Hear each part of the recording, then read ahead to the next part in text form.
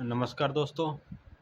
आज एक बार फिर आपसे इस YouTube चैनल के माध्यम से आपसे रूबरू होने का मौका मिला। दोस्तों, हमने आपसे एक वादा किया था कि हम भी जब YouTube चैनल पर कुछ भी लाएंगे तो आपके हित को ध्यान में रख कर के लाएंगे।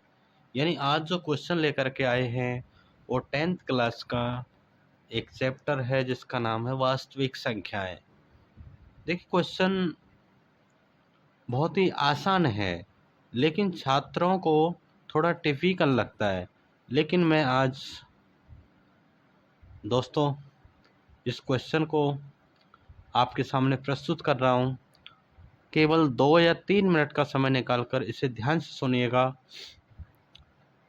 आप एक बार पढ़ने के बाद दोबारा इस क्वेश्चन के बारे में ये कभी नहीं कहोगे कि यह प्रश्न कठिन था।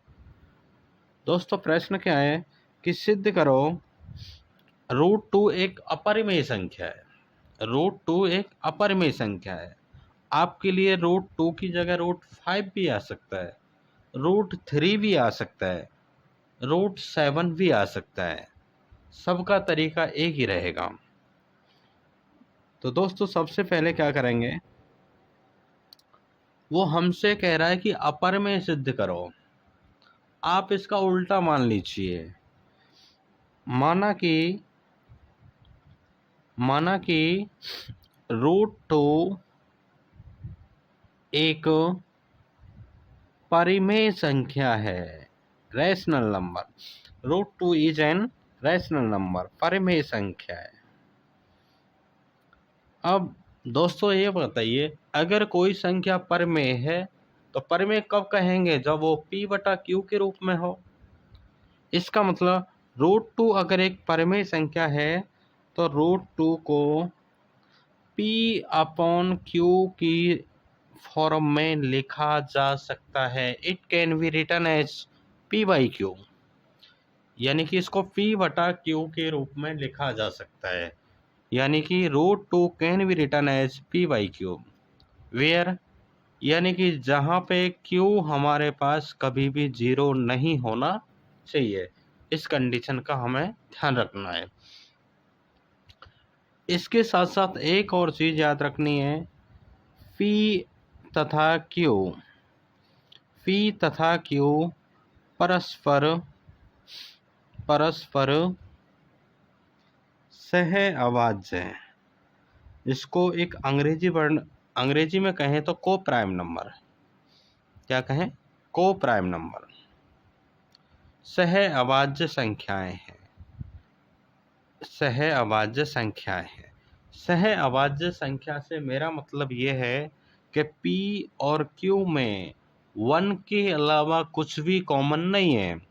ऐसी संख्याएं जिनमें केवल और केवल 1 ही कॉमन होता है उन्हें सह अभाज्य यानी को प्राइम नंबर कहा जाता है।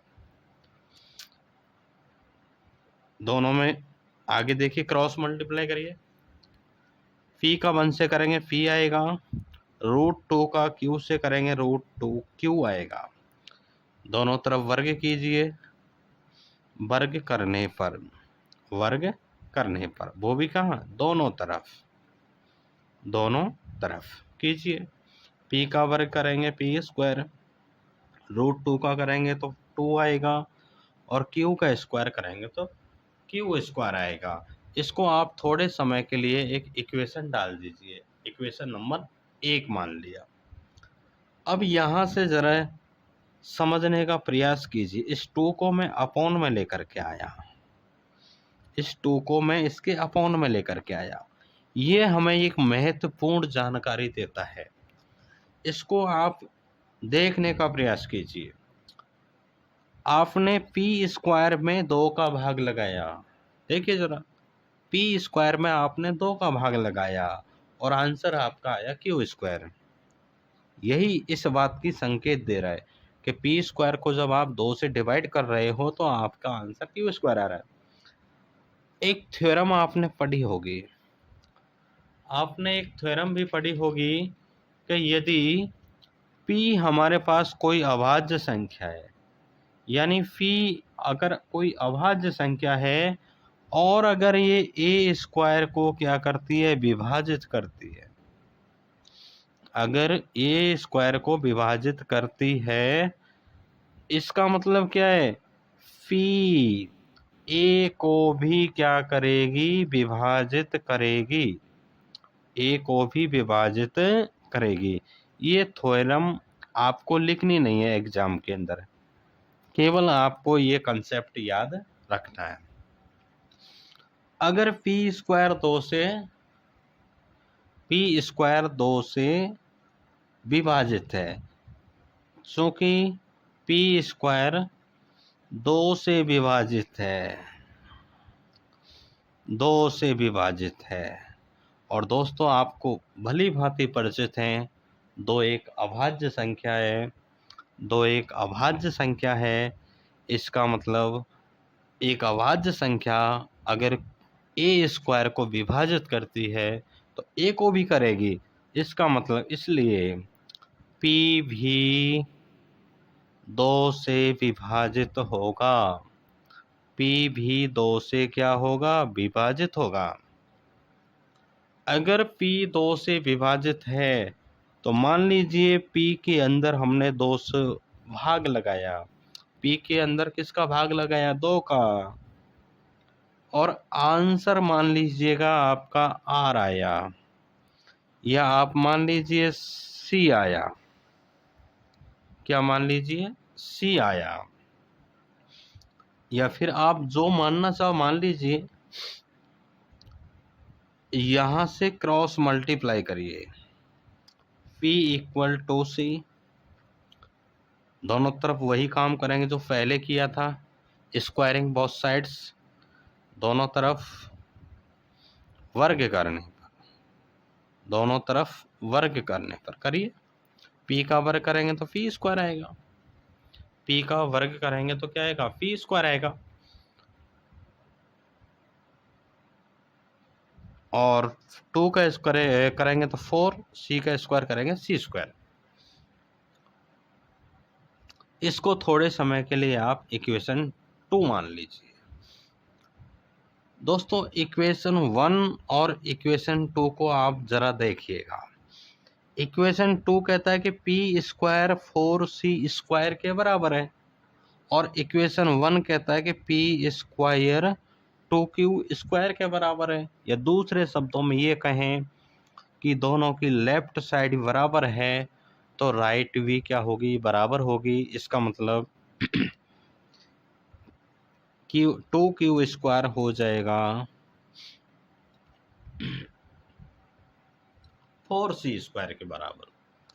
2 से भाग लगा दीजिए, Q स्क्वायर बराबर 2C स्क्वायर, 2 स्क्वायर यानी आपने क्या किया, 2 से लगाया भाग, आपने क्या किया, 2 से लगाया भाग, 2 से भाग लगाया। अब 2 से भाग लगाया, अब यहाँ देखिए जरा, इस 2 को आप अपॉन में लेकर के आइए और C स्क्वायर के बराबर कीजिए। जो आपने पहले पढ़ा था इक्वेशन 1 के बाद में, वही कंसेप्ट यहाँ लगेगा कि Q स्क्वायर में 2 का भाग जा रहा है और आंसर क्या आ रहा है, C स्क्वायर आ रहा है। ऊपर हमने पढ़ा था कि यानी Q स्क्वायर में 2 का भाग जा रहा है, इसका मतलब Q भी 2 से विभाजित होगा।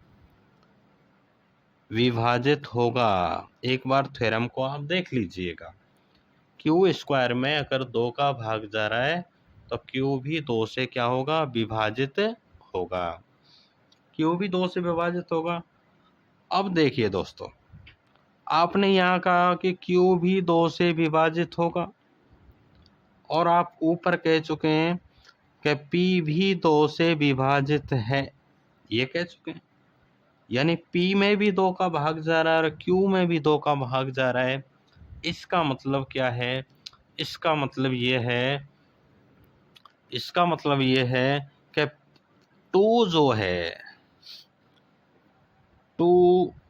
जो है दोनों में क्या है, कॉमन, दोनों में कॉमन। कैसे, क्योंकि P में भी 2 का भाग जा रहा है और क्यू में भी जा रहा है, दोनों में जा रहा है।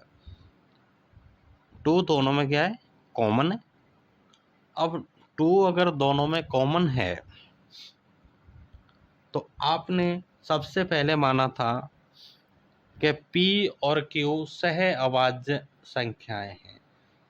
इसका मतलब ये जो बात आ रही है वो कहीं ना कहीं क्या है, विरोधाभास। ये क्या है, विरोधाभास, जो कि विरोधाभास है।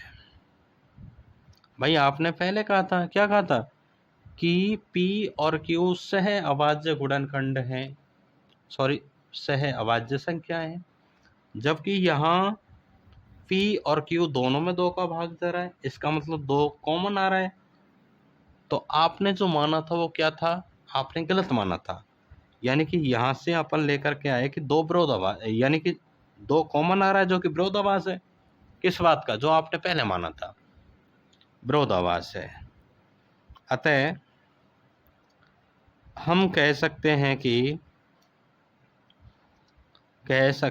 कि हमने जो भी माना था वो गलत माना था। वो क्या है, गलत माना था। हमने जो माना था वो क्या माना था, गलत माना था। अतः √2 एक अपरिमेय संख्या है, अपरिमेय संख्या है। और यही अपन को क्या करना था, सिद्ध करना था। अगर ये वीडियो आपके समझ में आई हो तो दोस्तों इसको लाइक, शेयर और कमेंट करना ना भूलें। धन्यवाद।